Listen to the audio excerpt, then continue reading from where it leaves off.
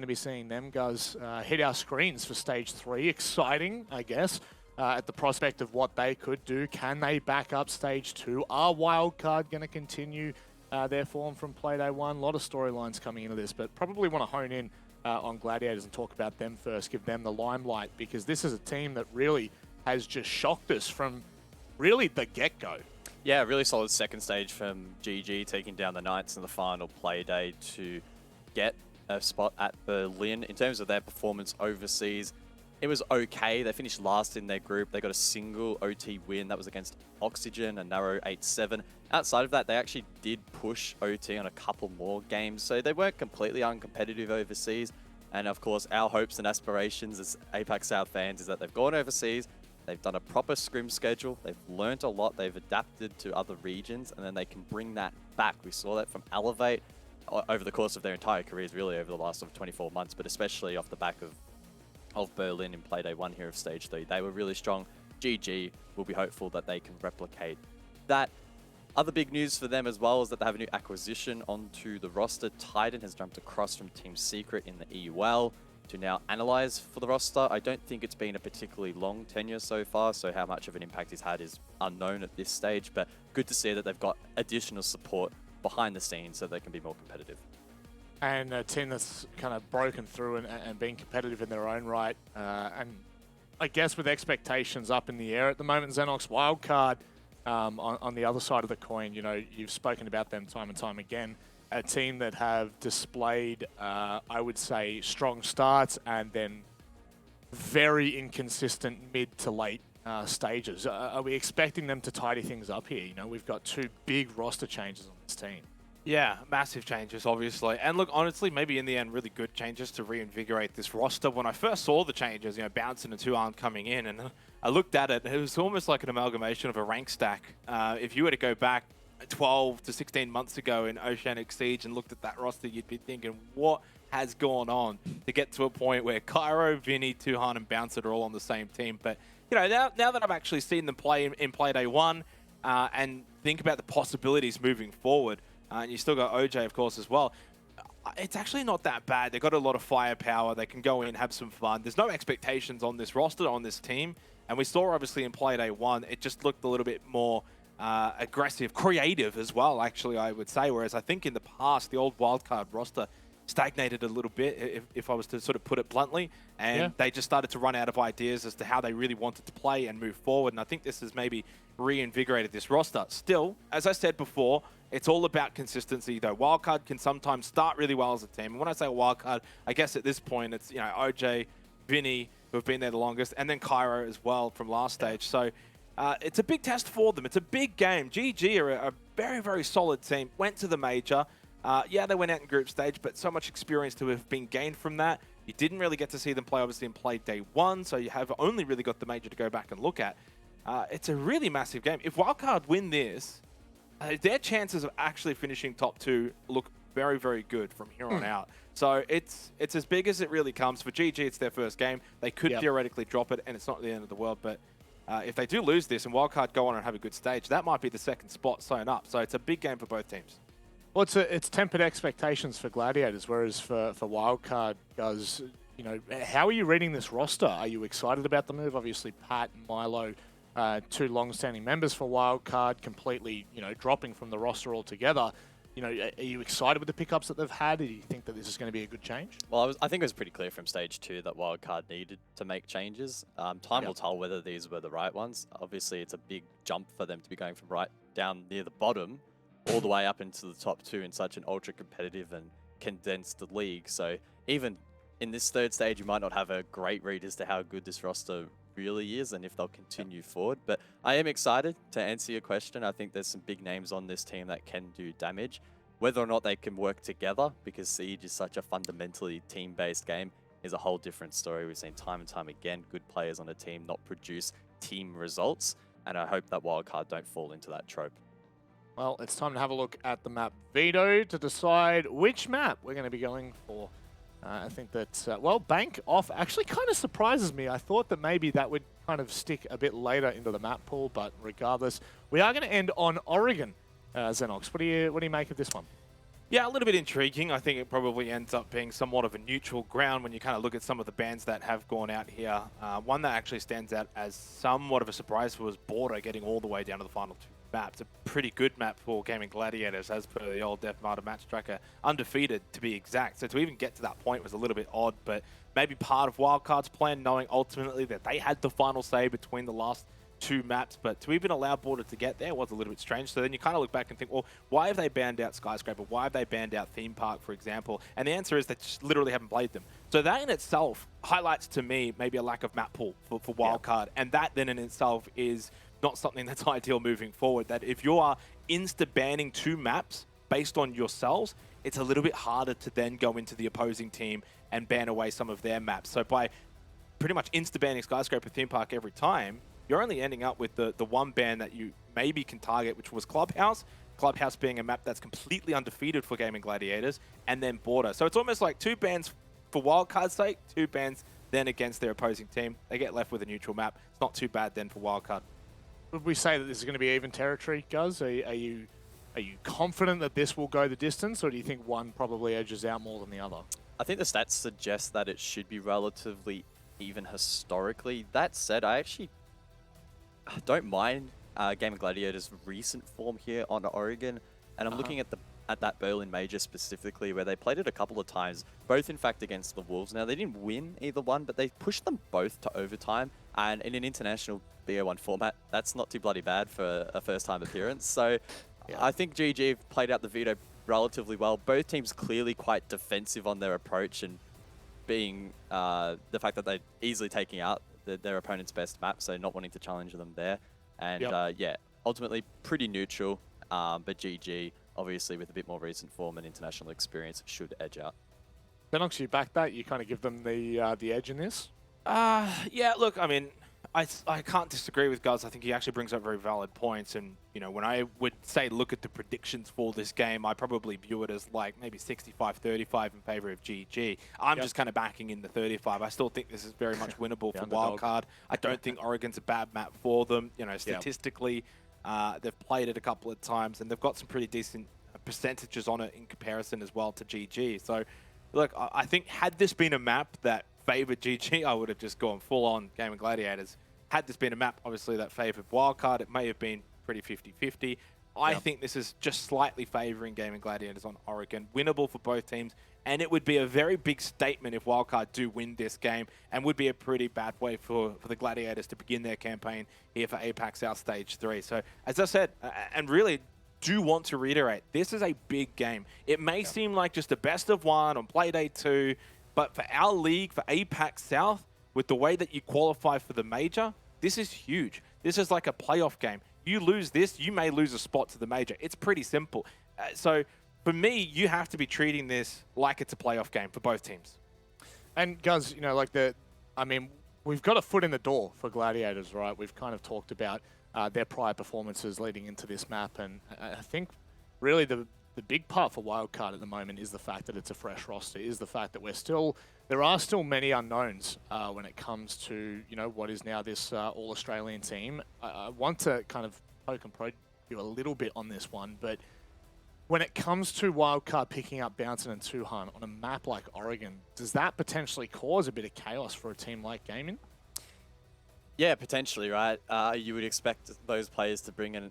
I think it's a bit harsh to say a pug style because they have, at this point, quite a bit of comp experience, but I think it would be a slightly looser variant to what GG would otherwise be ready for. But again, that sort of links back to the previous point that I brought up. GG played an EUL team, pushed them to OT a couple of times at an international stage. So again, I can't remember every part of those matches, but I would anticipate that comparatively to APAC South, it would have been a little bit more structured. So if Wildcard can throw that spanner in the works, getting the heads of GG early, that could be their win condition for this game. I think if GG take the game by the horns really early and Wildcard gets shut out, that's where we've seen over the last 12 months they really struggled to get back into games once they've lost that grip. So it's up to Wildcard to set the pace, determine how this match is going to be played. If they manage that, then they can find success. Xenox, one of the big personalities of Wildcard back in the day used to be, you know, the whole discussion of a methodical team. Do you think the likes of Vinny, Cairo, and OJ can still hold that mantle? Do you think that they still, kind of hold on to the spirits of their past? I don't think they want to, though. I mean, Yeah. whether they That's do fair. or not is obviously debatable, and do we have the answer for that? Probably not. It's too early, right? We've only seen the one play day, and that one play day probably suggesting that a lot of that sort of methodical approach maybe is out the window a bit. And I think, as I said, rightfully so. I think you almost want to sort of keep up with the notion that we need to be playing as an aggressive team. We want to be swinging. We want to be finding kills early. You can't be playing that 20-second meta these days. So I think that generally when you kind of look at the roster, play to the strengths. You don't have to play to even the meta. You don't even have to play to the way that the team used to play. Just play to your strengths. You got guys like Cairo, Bouncing, and I think even for Vinny, when he's playing at his best, he's aggressive, right? He's in there in the face of the opposition. So that's the way that they need to play. And I think that that can then give them results and success locally. Would it hold up internationally? The answer to that, probably not. But just getting there then allows you to learn and grow from that situation. Well, that's just it. I guess this is going to be the very first time we kind of see the foot from Gaming Gladiators after being in that international experience, that exposure that they took from overseas. Do we expect anything to change, guys, from their playstyle? I mean, the conversation right now, that Xenox is kind of poaching is the fact that, we play internationally and you definitely play at a different level. You play at a structured level that we don't potentially see so much in APAC. But coming back, do you think you kind of, I wouldn't say divulge into chaos a little bit, but are you very conscious of that? Do you think that they will be expecting Wildcard on that level of more of that pug style? It really depends. I think the notion and the preparation for Siege generally in the last couple of years really has transitioned away from hard counter-stratting opponents. It's a lot about focusing internally and instead adapting to opponents on the fly. So GG heading into this may anticipate that style from Wildcard. The question will be whether or not they identify it early enough and have counters ready to go in place. That's where they're really going to be tested. Again, the other discussion point is Titan jumping onto the roster. He, of course, is probably going to have some influence as to how they play this team. Being in the EUL for several years, he's going to have a very, very different approach to the game than GG would. I would anticipate just fundamentally the way in which they approach the game is going to be different. So we'll see whether or not that has much of a bearing and an influence on this match. Again, those changes are going to happen over time. And the thing for GG to remember is they finished in the top 2 last stage. Do they really need to change much heading into the 3rd stage? The game, frankly, fundamentally hasn't changed heaps and isn't going to detract much from the playstyle that GG had success in for stage 2. So it's all about just having belief in their playstyle that got them through that stage. If Wildcard throw spanner in the works, they'll be ready for it, or they should be ready for it, and then they need to find ways to counter it.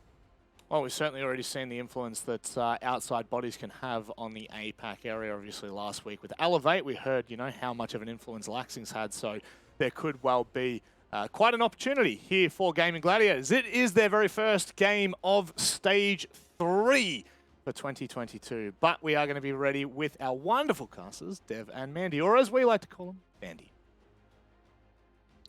Thanks so much, Rob. I'm feeling fine and dandy. And hey, Mandy, it has been a while since we've seen the Gladiators. They've been on a bit of a hiatus with the bye in week 1 since the major. You feeling keen to finally see them get back on that horse? I absolutely am. These guys have impressed us since the beginning of this year. They just haven't stopped. The improvement has been tremendous. And now they're back and better for Stage 3. Yeah, and of course, with that new analyst as well, Titan having a lot of experience from EUL, from playing the incredibly competitive region that it is Europe through 6 Invitational qualifiers. Secret made it a very deep run there, 2 years in a row. And now he's bringing that into the APAC region. Do you feel like, as Rob has conjectured, it's going to be quite a significant impact on what Gladiators is capable of? I think it absolutely is, because not only have Gladiators just gone off and done a major, they're coming back with international experience. It changes that outlook on the game completely, and being open to working with someone from across the globe, getting their insight, learning how different regions approach the game is something that will propel this team into a consistently international team. I think it's exactly what they need, just like Elevate. Yeah, and what's more for Gladiators as well, they're going to Oregon here against Wildcard, and as we get into the game, anyone who watched that Berlin Major may well remember how strong the Gladiators were on this very map. They took the Wolves from Europe to overtime twice. That's the #1 team from Stage 2 in Europe. Unfortunately, Gladiators were not able to make the playoffs, and they will look to return to the November Major if they can have a strong performance here in Stage 2. Going straight here into Oregon, of course, the Gaming Gladiators, like you alluded to. They are particularly good at this map, but so are WILDCARD. First ban to come out, of course, from the side of Gaming Gladiators, and it will be Thatcher, of course, taken off the board. Nice. So far, Mavericks still left in, nothing too exciting thus far. We've talked a lot about Gladiators. We haven't talked a huge amount about WILDCARD. The guys on the desk mentioned that this team has seen quite a few roster changes from Stage 2. Now, WILDCARD actually ended up the previous stage in last place. A team with a lot of promise. They'd made some big roster changes. They'd brought on a huge player, Cairo, and everyone's seen what he's capable of as such a prominent fragger. But, of course, now with even further roster changes, I feel a bit uncertain. Like, yeah, they won their game in week 1, but we're going to see the classic WILDCARD fizzle out after a couple of weeks. That would make me very upset, Dev. I'll tell you that. WILDCARD, they always give us a glimmer of hope, especially us from Oz, and then they take it away from us throughout the stage. And so I really hope that coming back into Stage 3, they are back and they are better for sure with this new rejuvenated roster. They look like a very exciting team to be together as a 5 from OS, and I just can't wait to see what they can bring in the stage. Bouncin is a big hitter, but to my immense frustration, he has retained his in-game name as Monster Balls. I don't know how I feel about that. Okay, I'm lying. I know exactly how I feel about that. Okay. It's so frustrating. I want to call him Bouncin, but it doesn't say Bouncin in game. So, Mandy, do I call him Monster? Do I call him Monster Balls? Do I call him Bounce? Where do I sit here? Well, look, Dev, I'll admit to you, okay, for those that have been following on the Twitters, Bouncin was very upset that he didn't get called Monster Balls last Playday on stream. And while he's still got the name, I did promise that I'd commit to it at least a round, all right? So we'll bring it out on the broadcast for just one round to make the mans happy, all right? Gotta do it. Does that mean I have to do it in all the big play-by-play moments as well? Like, I think it'll be hilarious if you did. All right, I reckon you how should about do it. We this? commit. I will commit for the whole cast. This whole cast. Whole and then, cast. Yeah, whole cast. No more Bouncin, you know? None of that. It's all Monster Balls from here on out. The problem is I can't really shorten it to Monster because that just doesn't seem right. He's not. No, it doesn't quite. Oh, well, we'll see how that mouthful goes as we continue the cast. The other new guy on this roster is Tuhan, formerly from Ground Zero, OS Nationals team. Quite a big name. Locally, he's developed quite a reputation for being a bit of a ranked star, a bit of a demon in the champ stacks, and quite a coveted player in terms of fragging ability as well. Yeah, I'd have to agree with you on that one. Tuhan, he came from Ground Zero. I feel like when he was on that roster, they didn't quite enable him to his fullest potential. But I think coming into this wildcard roster, who have been in the competitive scene for a while, have that experience, he can find his place in this roster. At least that's what I want to believe in. And every time we jump into the lobby, this guy, all of the players are talking about him every single time. Even on Twitter, Gaming Gladiators were replying to him saying, if you play like how you do in Ranked, this game should be easy dubs, because this guy is an absolute beast on the fragging.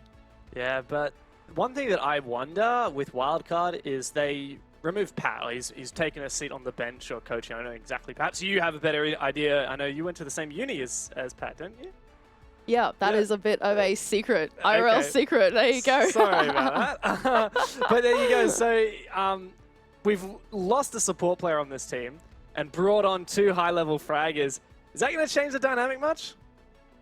I think that does change the dynamic quite a little bit, especially taking away an in-game leader. But if anything, I feel like WILDCARD have already got quite a vocal roster. In total, you've got OJ, who's a great IGL as well. Vinny, who's got his own ideas. Cairo has always been commented on as someone who's also great in the IGLing, especially in the late round. And so I feel like WILDCARD have voices aplenty. It's not really what they need right now. They just need flexible players that are willing to learn things and have a lot of tools up their arsenal. Good. Well, they certainly have some very flexible and up-and-coming high-potential players here with Tuhan and Monster Balls. There you go.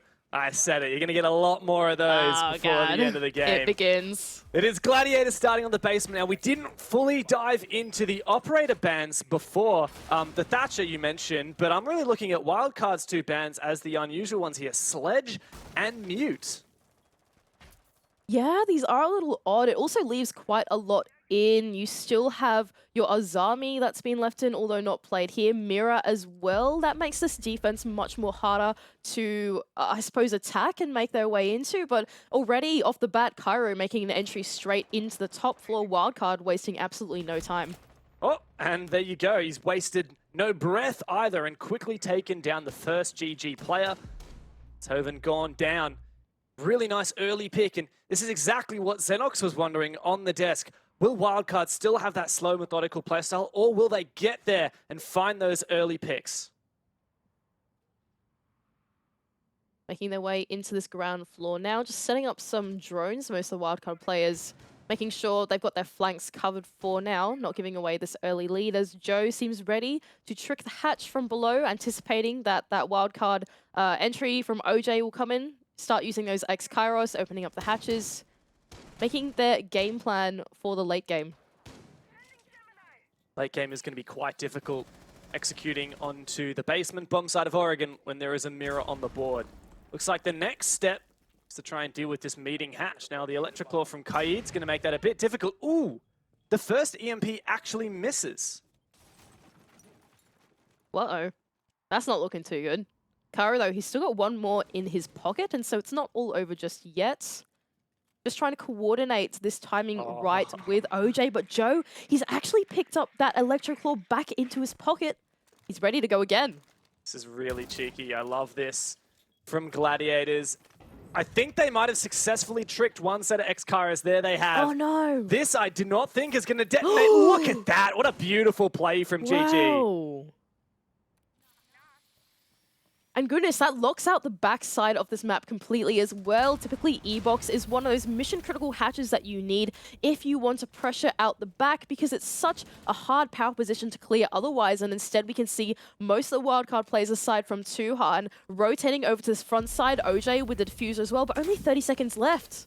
But Kairo's found a second on the round as well. Wildcard might have been stalled out by that troublesome hatch, but they might be able to get away with it here if they can go nuts in the fragging of the late round. Joe taking an advanced position. He doesn't have control of Freezer, but he takes down OJ.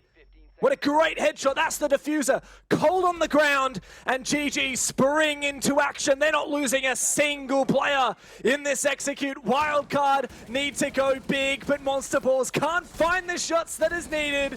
Finally taking one down, but the time is the enemy. And GG can take the first round. I really cannot take this game seriously. I'm going to spend the entire time laughing every time you play-by-play and you call Monster Ball. Oh, that is incredible. I can't believe you got through that one. Wildcard, though, they made such a great entry into the building. They had plenty of time to make that mid-round work, but it was really in the hands of Joe playing that Batilia Claw trick onto that back hatch, closed off one of the entries in for Wildcard. It shut out half of their plan going into the late game, and as a result, they had to funnel down inside of Laundry, down Freezer as well, and it was just all over from there. GAIMIN Gladiators, they sat tight and played the crossfires and eventually closed out the round. There you go. The power of Mirror and the power of playing off those executes when there's not a lot of time makes me wonder whether the tricking of that hatch with the Electric Claws was one of the reasons you could attribute that round win. Was it that little cheeky play that stalled so much time from Wildcard that they were unable to execute? I would have to agree with you on that one. I think Wildcard, they clearly had a plan going into the backside of the map. They even relocated 2 or 3 players there to go for that execute, but they couldn't make it work in the end because that hatch was closed. And funneling down through that double doorway is always going to be pretty tricky. But now, GAIMIN Gladiators, they'll take us up to this top floor bomb site instead. Hopefully this one's a little bit easier to attack for Wildcard, because the last one sure was difficult. Well, one thing we can say for Wildcard, they have some X-Factor operators. We've got Nook, Amaru, Lion, and Ying. All operators which can throw a bit of spanner in the works for the defenders. Particularly that Ying I'm looking at that wasn't present last round. Wildcard might be able to overwhelm the bomb site with a hard hit, using that in conjunction with an E1D from the Lion. Perhaps with Amaru coming up a hatch, or perhaps even the kids' dorms windows. A lot of options here for Wildcard. So far, so good for Wildcard. They've made their way into the building safely. No one point of entry. All the Wildcard players are dispersed around the map, looking to try and choke out any of these roamers on the ground floor. We've got one in the basement, we've got two in the ground floor, in fact. So Wildcard having a pretty good read on the Gaming Gladiators defense thus far. Except for APAC, who has been swung by Bouncing, I guess, or Monster Balls, as I should correctly name him. There you go, another opening pick, 2 rounds in a row for Wildcard.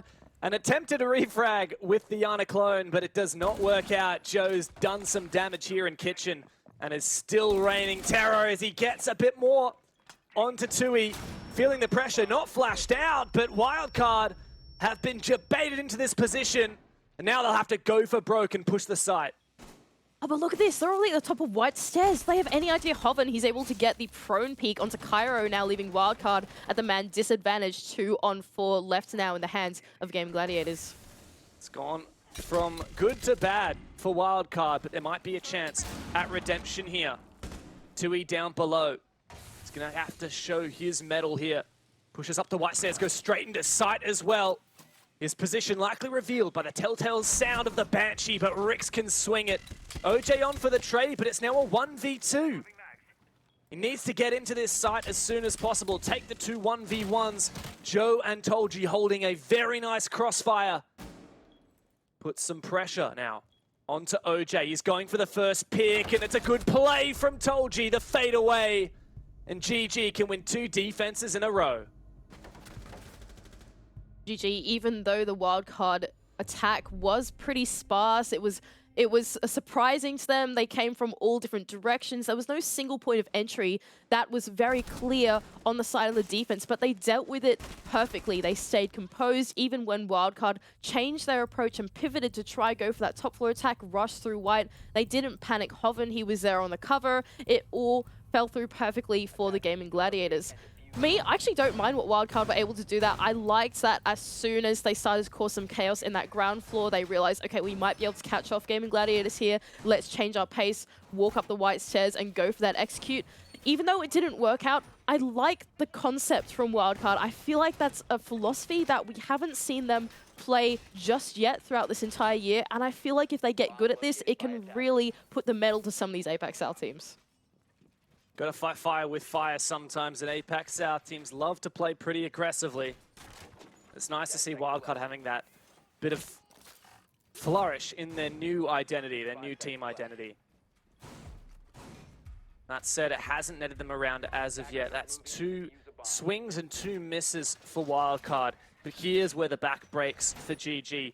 Can they take a tertiary site defense win? It would be huge.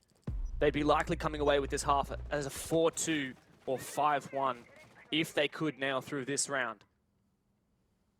Not just that, Dev, but can Wildcard take away this attack round for themselves? In theory, this is the one that they get, right? This is the one where GG are on a site that's less comfortable to them. It's their 3rd site, however you want to put it. It's really on the onus of Wildcard to be able to pick up this round. Now, starting out their attack on this east side of the building, immediately putting the pressure onto Meeting. A Selma charge being covered by that smoke canister does allow it to go off, and that's already a point of pressure that the Gaming Gladiators now have to worry about.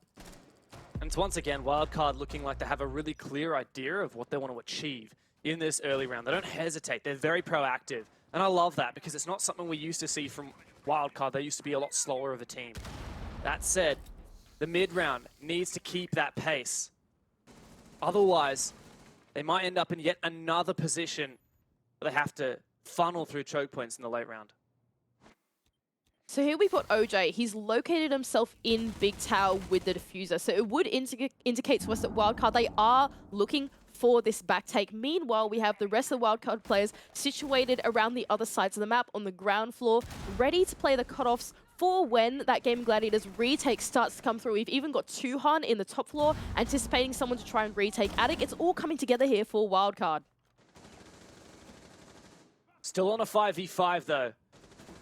And GG have done a good job of keeping this pressure at bay. I like the way that the Azami Kiba barriers from Joe have plugged up these breaches that Wildcard have made on the back of Meeting. But as soon as those Kiba barriers have been dispatched, there's gaping holes in both sides of Meeting and 2 players from GG in there that will be vulnerable.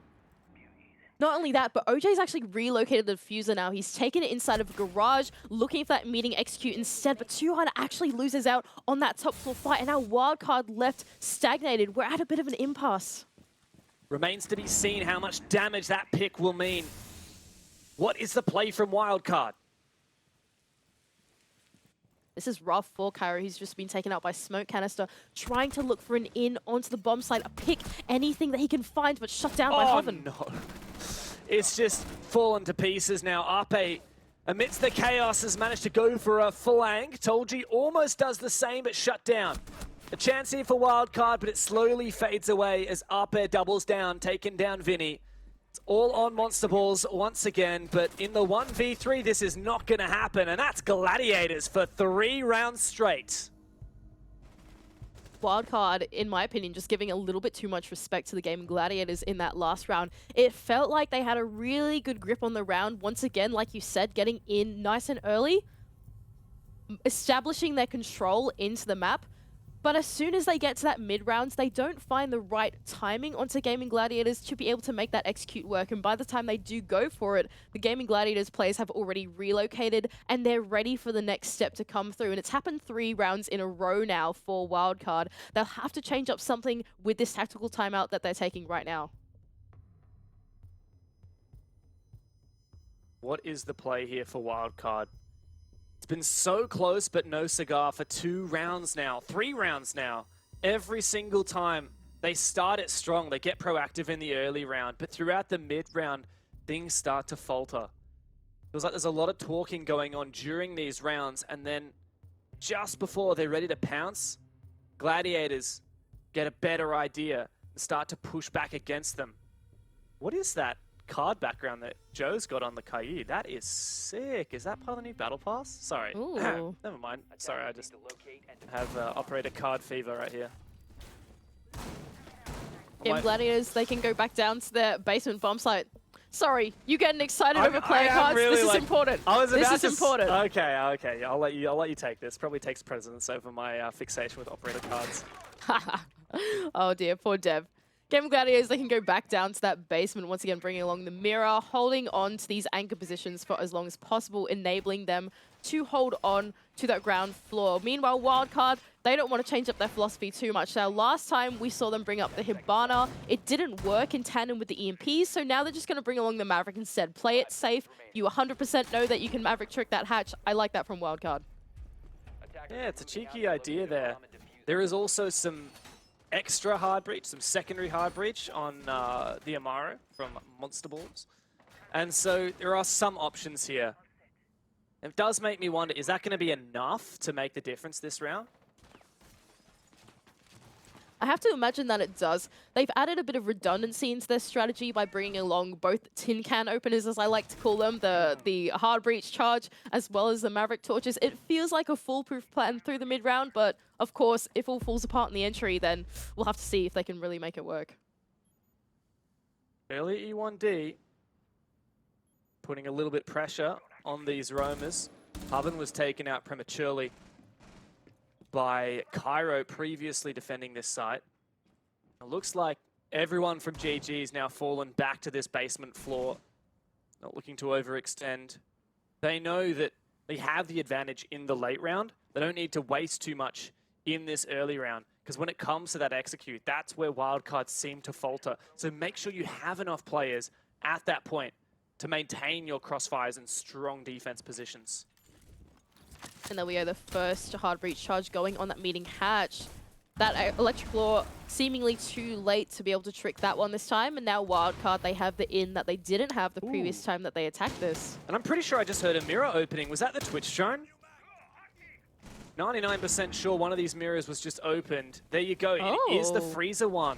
Wow, and also the Vulcan canister from Goyo has been taken out as well. This is really nice work on the util clear from Wildcard. Now forcing the GAIMIN Gladiators as well to fall back into their shells, having to re-off the other side of Freezer instead. Now Wildcard can start to drone out the site, look for the usual suspects of anchors, and try and figure out how they're going to flood into it with that E-box hatch now enabled in their hands. Ooh, there's a drop from Cairo, and he just goes straight for it! It's a double! And GG are falling apart! WILDCARD, on the back of their tactical timeout, have made a stroke of genius. It surely is not a flawless round for the Aussies. A great way to show that they are still in this game. And what just such a fantastic clear from WILDCARD as well. They made full use of that estate that they were given on the top 2 floors of the map, open up those hatches early. They had redundancy in their plan as well. And as soon as they were able to go for it, those drones, they came out, they confirmed all the positions, and WILDCARD went, nah, we're not waiting. We know where they are right now. Let's go right now. And Cairo making that entry was exactly what WILDCARD needed to close out that late round.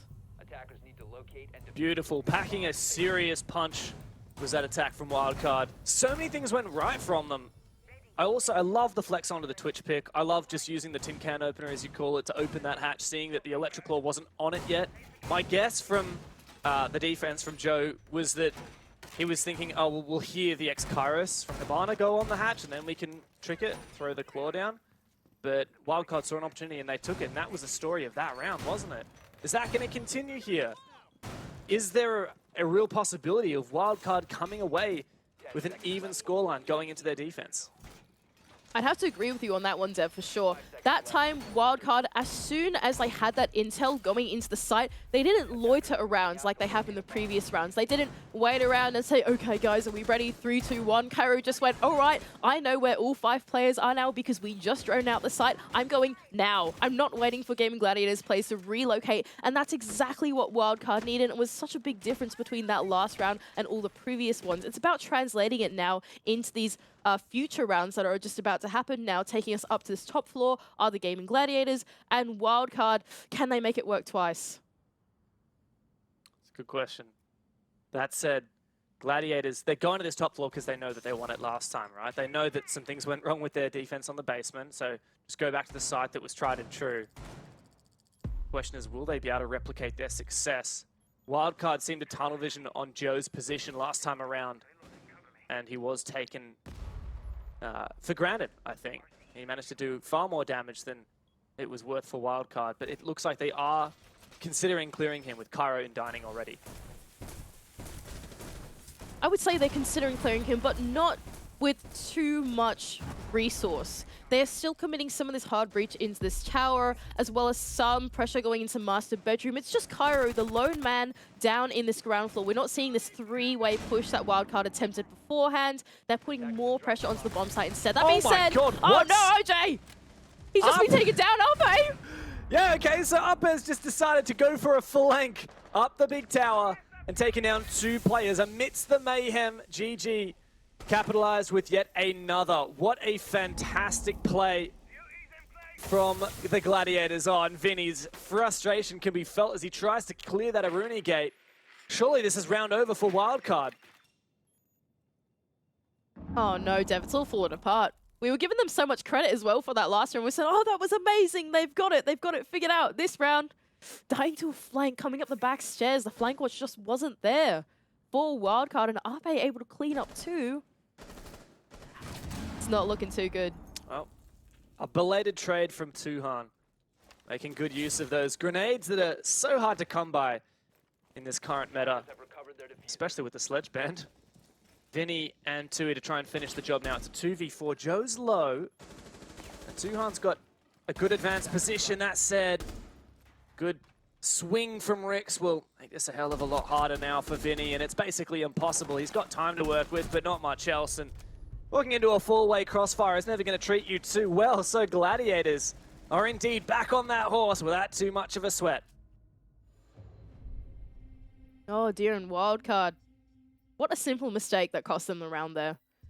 Just the flank watch on one set of stairs as well completely takes apart the entire back push, and Cairo's entry through that ground floor was not able to get that refrag. Just nothing worked out for them in that early round, and as a result, Gaming Gladiators, they take another round. attackers need to locate and defuse bombs. And now they're going back downstairs as well. I think they might have an inkling on what to do about the Twitch and the tin can openers from the Amaru that proved to be too difficult to handle last time around. I gotta say, I would probably back in GG here. I got a feeling that on the second attempt, they're gonna be more wary of the counters that WILDCARD brought to the table. Yeah, and Gaming Gladiators, they haven't even brought the kite along this time as well. They're not even going to look to trick the hatches. They're just saying, all right, okay, wildcard, they're going to get these hatches open eventually. We'll forfeit that. They know how to deal with that now. Let's just commit more resources to this late round execute instead. They've brought along the Wamai as well as the Jaeger, making sure that no grenades, flashbangs, those Yun Candelas are going to be collected up before that they can be detonated onto any anchor positions. And I don't mind that from Gaming Gladiators. Not a bad adaptation. But I do want to keep an eye on the Twitch this round. As soon as Tui's on those Twitch drones and hunting down those mirror windows, curious to know whether he's going to be able to pop it again, because GAIMIN obviously going to be hyper aware of that and really cautious. Oven will be the first point of contest, though, for the Gaming Gladiators. All of the wildcard players have indeed entered through this ground floor rather than looking for the top floor. And as a result, the two roamers on the top floor, actually, RP just taking a little bit of damage as well as Hoven. Oh, he's Two engagements simultaneously. Oh, he's left on such little HP as well. Oh, wallbang from Cairo. He doesn't know it, but he's got the down.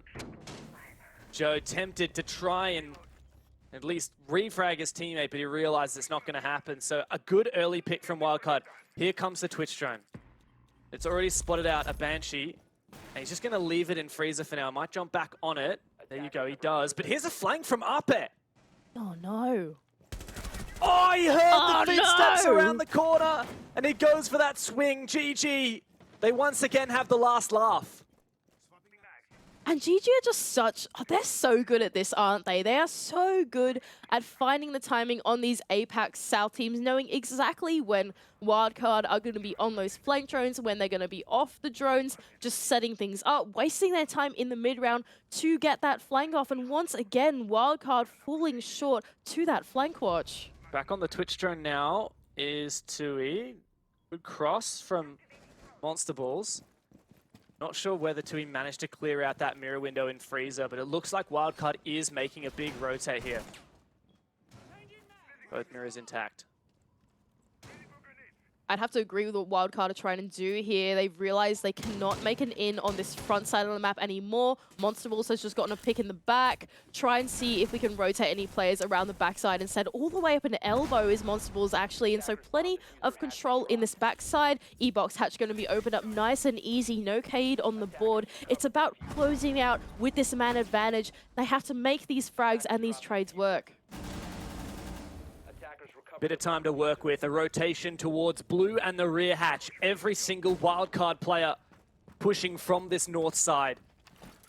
And okay, the rotation inside of elbow has been opened up, but Monster Balls finds a good pick through the Maverick holes. Well played, but immediately traded back. The high rate of fire works wonders, and now Vinny's taking a very egregious position. Up there on for the flank, surely he could not deny the plant. Tui, he reads it perfectly, and he's going to reattempt here. The C4 from Rix could do enough damage, but he's the last man standing. It is on Vinny to cover now, and he's taken out. Now it's all down to the 1v1. Tuhan, diffuser planted, 9 bullets in the DMR, but Rix is ran in the corner and Tui's there! He does the damage, he clutches the 1v1, and he spearheads Wildcard into the second half. And thank goodness for that. So many things could have gone wrong in that execute, Deb. I could not believe my eyes for what I was watching. That was turbulent. That was a roller coaster. They went for that execute. They played the trade so well. And then all of a sudden we switched on to Ape going for a flank. And I was like, oh no, it's all over. It's all over. He's just seen the planter. He's just seen the planter. No one has seen him. They managed to trade that out as well. All down to a 1 versus 1 off the back of 1 versus 3. My goodness, Wildcard. Why do you have to play with my heart like this? That was what a turbulent end round that was. They're keeping our hearts racing at about 180 BPM right now. The person I really feel sorry for is Sky, who's observing this game. Poor guy. You know, I'm telling him, hey, can we watch the Twitch drones? And he's going and showing us all these flanks constantly. And then you've got Ying Candelas and Maverick holes. It's pure undiluted chaos. What a crazy game this has been. And we're only halfway through as well. It is just swapped onto the other half, Dev. We have plenty more Rainbow Six left to go in this one series, and I'm already feeling pooped out from that last round. My goodness, what a crazy half that was. Wildcard are going to start out their defense on this ground, on the basement floor, but they've completely changed the philosophy from what Gaming Gladiators are doing. They've gone for a full extended roam, aided by the Clash to prevent any blue rushes or anyone trying to hit the site early, as well as Vinny later on with that shotgun, the smoke canisters, bit of late round utility, but for the most part, meeting hatches open, they're looking for a roam, and Gaming Gladiators have to clear it. But Hubbin's already made his entry into Master upstairs. I can't see any defenders roaming on the top floor at the moment. We can see while the meeting hatch is reinforced, open rather, the attic hatch is reinforced. So it does give Wildcard a little bit of flexibility to play inside of meeting even after they lose attic control, as has just happened with Hoven taking the top floor so quickly.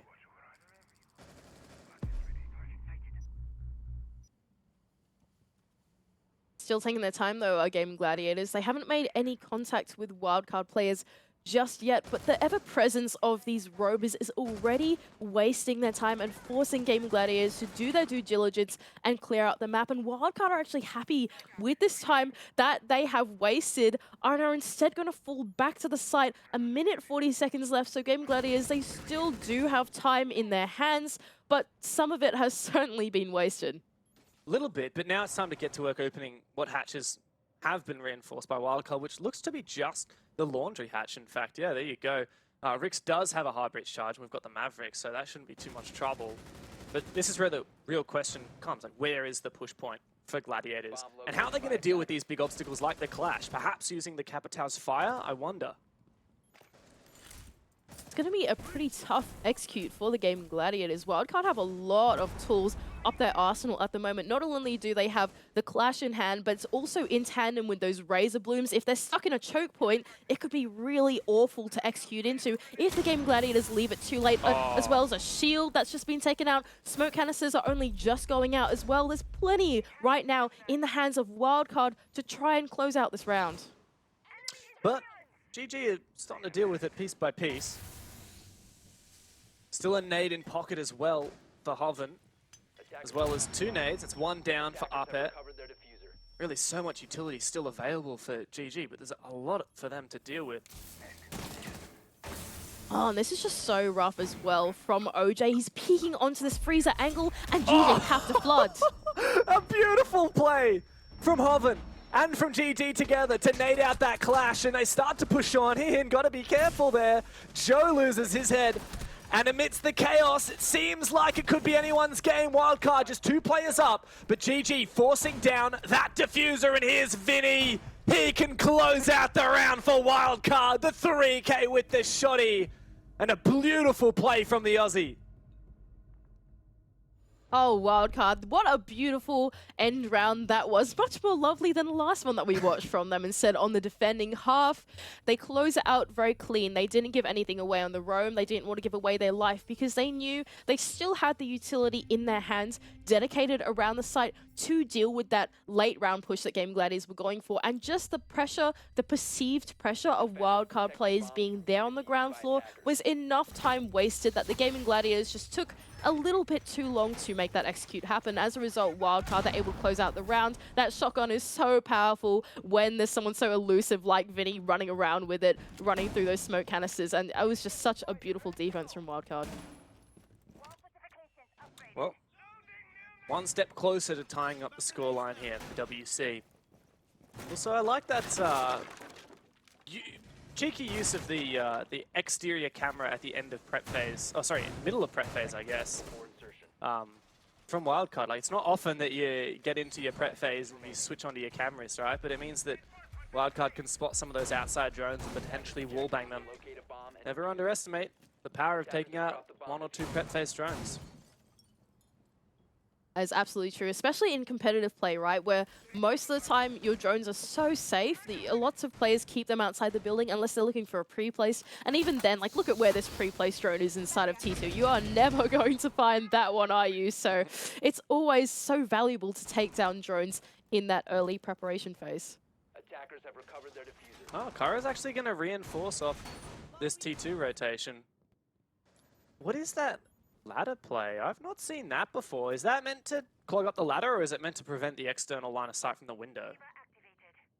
I would not be able to tell you. I can only imagine it's the line of sight from the window that prevents, that prevents the rotation back. That would make sense, but I suppose they can come in from tower anyway, which is what Karo, I can only imagine, was contesting while he was there. But nevertheless, don't speculate for too long. Gaming Gladiators are in the building now, looking for that tower side. But look at the info that Tui has at the moment on this must push. 3 players in Master. He's now just called to his teammates. All right, one of them has just entered. He's boosted on the bed right now. I can tell you that is exactly what is happening in the comms. But is there any wildcard player to follow up?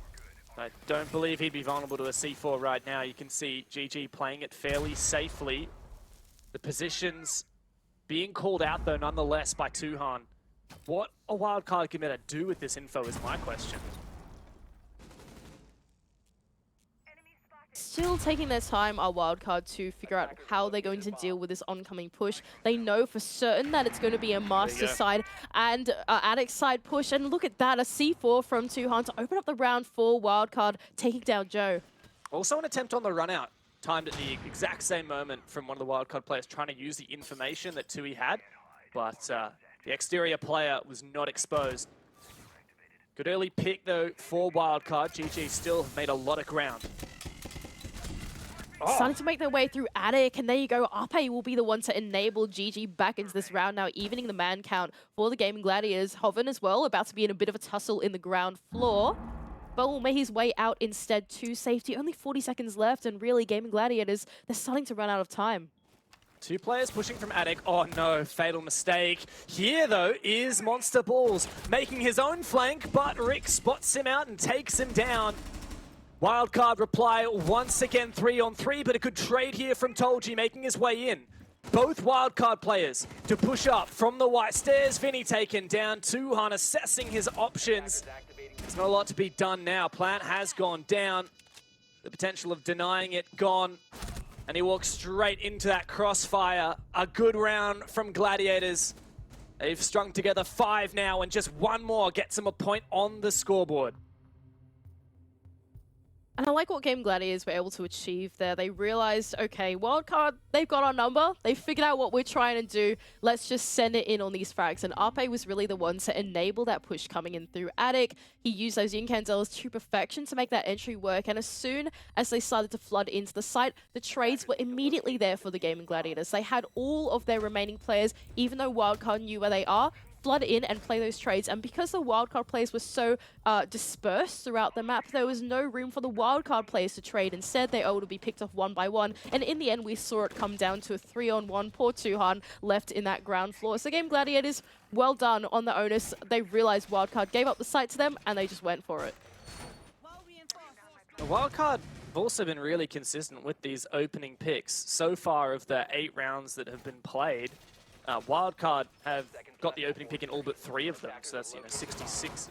I don't know what percentage. Whatever. Don't do maths on Fight Broadcast. But the point being, wildcard good at those early picks, and to be fair, they're not often being traded either. That last round, for example, with Tuhan's C4, and yet the scoreline still stands a 2-point lead for Gladiators, only 2 rounds away from closing out with 3 points. So I am a bit concerned for the Aussies. Like, even when they do things right, Gladiators never seem to quit. And that's exactly the philosophy of that last round, right? They went, okay, wildcard, they kind of know what we're doing now, but we're in too deep, let's just go for it. And they did that exactly, but just by being on the same page and putting that pressure and pace on the wildcard players is enough sometimes. It really is. Not to overcomplicate things too much, but Gaming Gladiators, they have some excellent teamwork, and they always seem to make it work out for them. Now starting to make their way through this ground floor. Of course, going to a tertiary bomb site is what wildcard have opted for. Instead, they're not going to repeat that top floor, trying to throw off the Gaming Gladiators. But it's difficult to throw off a team that has proven to have grown so much in 2022.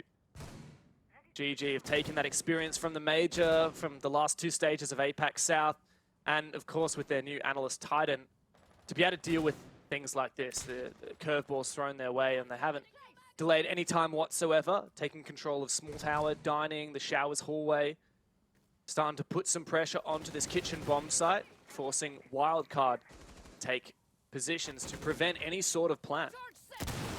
This is a very odd push from the Game Gladiators. It's very claustrophobic so far. We've got all 4 players, bar 1, now pushing in from this small tower side. And Rix, I'm not entirely sure what he's trying to achieve with this hard breach charge so far, but it just seems like Gaming Gladiators are really... Oh no, hang on a moment. Hoven, has he realized that he's got someone about to backstab him? Is that Tuhan on the other side? Behind you, you! Hoven. Turn around. Behind Oh, you! Tuhan! Oh no, he's gonna reveal his position! No! Not like this, Tui! Devastating on the double down! How unfortunate for Wildcard!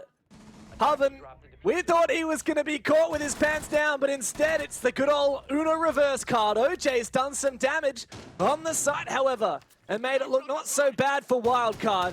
A pre-placed C4 if he times this right. No, never mind. Joe's gone down as well, so it's a 2-on-2. This is just chaotic. What on earth has just happened in this round, Dev? We have just watched absolute calamity now left in the 2-on-2 situation. Hoven has decided to go and pick up that diffuser once again, recovering it back into the hands of the Gaming Gladiators, but there's only 15 seconds left. They have no idea where these wildcard players are. It's all over. OJ, loses his head. Oh no. Now it could be Cairo. He could make it work, pushing on in. There's good information here for Wildcard, I believe on the back of a bulletproof camera, but GG are gonna get this plant down. It is on to Cairo himself, the young gunner, to show what he is truly made of. Flashed out, now to isolate the 2 1v1s, doubles back, goes to meeting, reveals his position with a pre-fire, can't land the shots that he needs, but eventually he does! On for the backstab, Tolji catches him out on the rotation, and GAIMIN Gladiators head to match point. I don't even know if I'm worthy to dissect that round, Dev. That was a... They're going chaos. to kick themselves. Tuhan is going to kick himself when he watches this back. That is absolute heartbreak for Wildcard. That really is. I just can't believe it. It was a solo entry on the side of Hoven. All of his teammates, they'd consolidated themselves in that small tower side. They just pressured out Dining. It was only Hoven that had made his way into Trophy. And poor Tuhan just finding the wrong timing to look to re-barricade off Master. Not only that, but Hoven gets the 180 flick onto the next player inside of Pit as well. A heartbreak for Wildcard. It's funny, isn't it, these days, a lot of roaming and lurking in Rainbow Six is about just don't make a sound, don't move a muscle. Patience is a virtue, and it delivered for Hoven there. He got the freest kill of his career based on it. And now, Gladiators in P1, in prime position to take this map and start their season very, very nicely. Deliver the first L to Wildcard. Wildcard are going to take us down to this basement bomb site there, changing their philosophy once again. They brought along the Kaid. They're keeping open the meeting hatch, so still looking for a little bit of a roam. But I wouldn't say this is as extended as the last one that they were looking for. They've got reinforcements in meeting.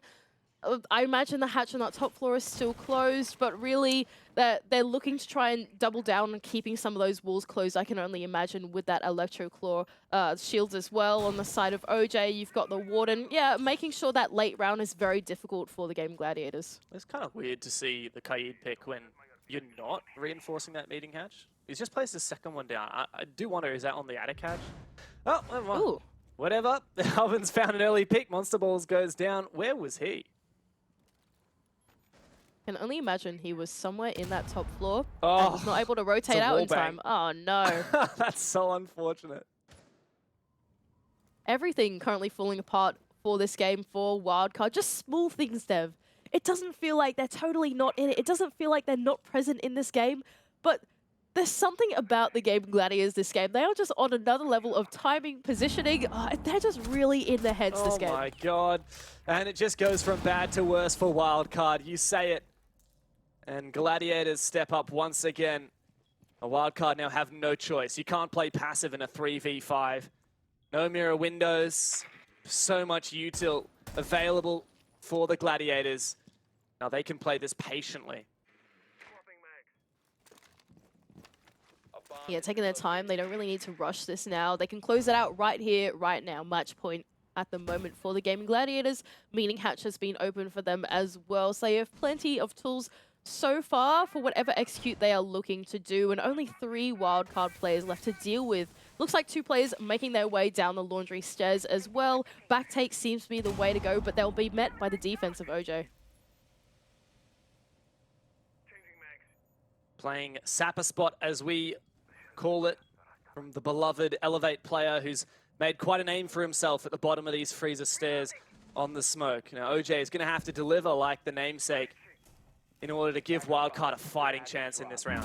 Attackers have recovered their defuse. Only 40 seconds though in Game Gladiators, starting to run out of time to play these trays. Utility starts to come through. OJ now full whites, 30 seconds left to go. Game Gladiators, make your move.